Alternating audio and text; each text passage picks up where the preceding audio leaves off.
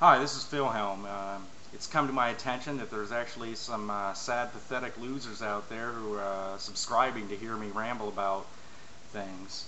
If you want to listen to me talk, you guys must really be some sad losers. But, you know, I'm here to please, so I guess that warrants some more videos. This particular video is going to be a sequel to my first video, I Am a Terrorist. So this is I Am a Terrorist, the sequel. Some of you might have heard about the Department of Homeland Security's right-wing extremism report. First, I'd like to say that I don't know. I printed it out. It's a 10-page. It's a 10-page document. I suggest you look it up. I'm going to go over it. I'm going to read it. I'm going to discuss it. But I suggest you look it up, check it with your own eyes. Analyze it, for yourself and come up with your own conclusions. And also, I want to make a disclaimer in that we don't know if this is actually official. I mean, it could always be a hoax. I mean, I could have gone on Photoshop and made a like an official-looking document. But like the MIAC report, we have to take it. The MIAC report was found to be legit. So this one is in the spirit of the MIAC report and may very well be official.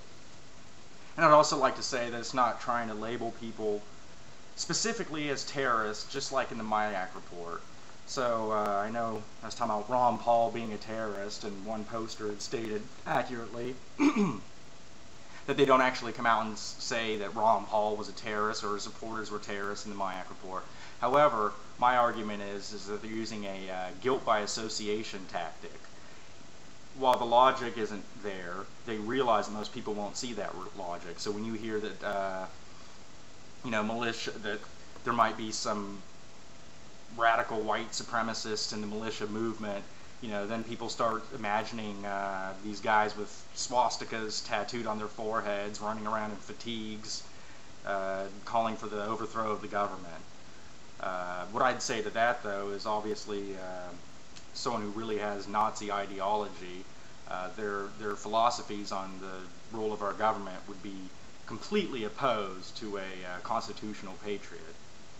But I just want to say that, again, this is about, I consider it a guilt by association tactic. And as I go through it, I'll explain what I mean specifically. So forgive me, I'm going to have to wear my glasses for this. I'm going to have that creepy...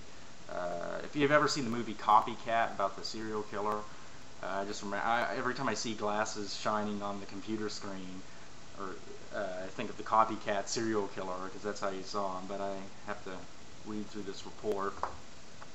So, and again, this is from the Department of Homeland Security, and it's titled "Right-Wing Extremism: Current Economic and Political Climate Fueling Resurgence in Radicalization and Recruitment."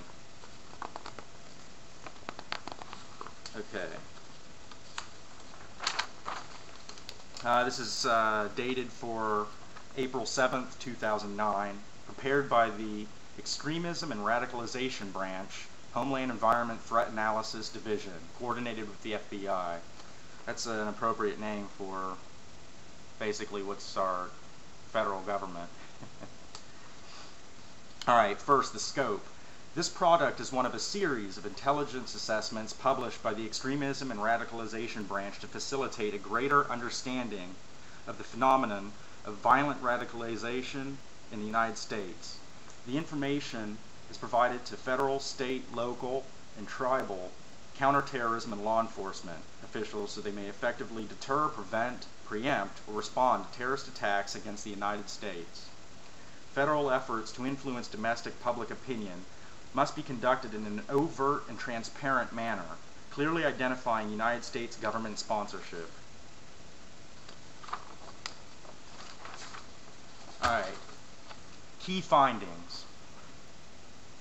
The Department of Homeland Security, Office of Intelligence and Analysis, has no specific information that domestic right-wing terrorists are currently planning acts of violence, but right-wing extremists may be gaining new recruits by playing on their fears about several emergent issues. The economic downturn and the election of the first African American president present unique drivers for right-wing radicalization and recruitment.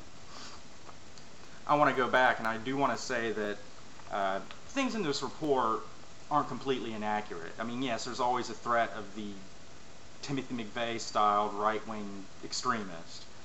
So there is a grain of truth to be found in this, and I will give him that. But as as I continue with the report, you'll see again it's going with that guilt by association, and it's painting a pretty broad brush of Americans that could be considered right-wing extremists.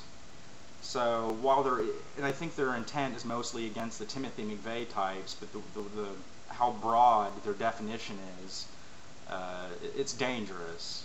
I mean, I would say maybe a third of the United States population could be considered a right-wing extremist by the government's rationale. Alright, so I'll go ahead and continue. And this is under key findings. Threats from white supremacist and violent anti-government groups during 2009 have been largely rhetorical and have not indicated plans to carry out violent acts. Nevertheless, the consequences of a prolonged economic downturn, including real estate foreclosures, unemployment, and an inability to obtain credit, could create a fertile recruiting environment for right-wing extremists and even result in confrontations between such groups and government authorities similar to those in the past.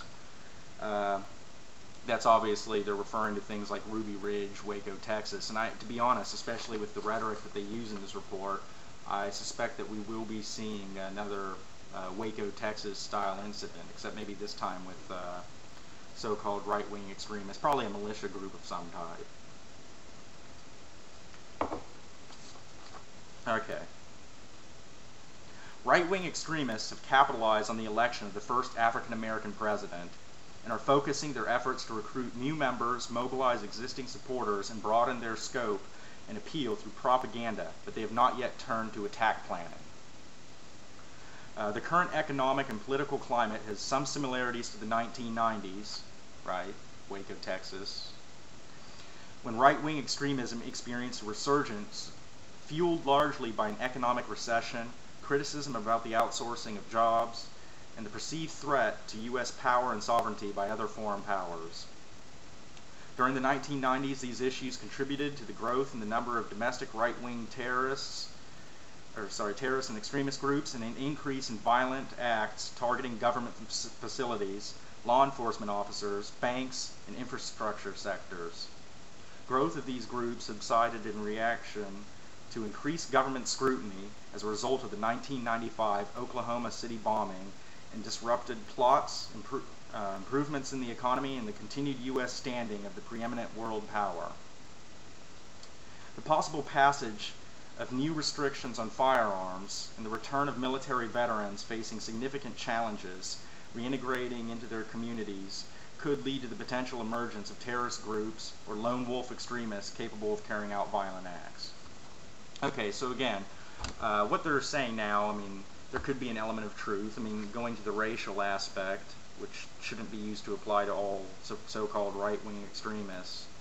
Obviously, someone that hates blacks so much that they, go out of their way to harm them would be pretty pissed about President Obama being president. So there is a legitimate threat there. Economic downturn. I mean, things always get a little tense during those times. There is an element of truth here. But what really bothers me is now they have at the bottom of page 2 of this article, or this report, they try to define right-wing extremism. So, and keep this in mind, I'll probably redefine it as we go through so that we can try to connect the dots and see what they're doing.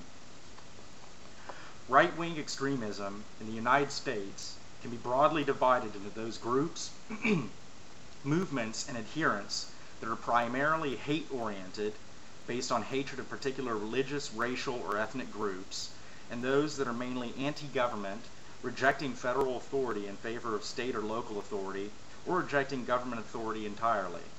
It may include groups and individuals that are dedicated to a single issue, such as opposition to abortion or immigration. So some of these people could be viewed as potential right-wing extremists, or actually are right-wing extremists. It doesn't really say. It doesn't even define right-wing extremism by actions, but by ideology.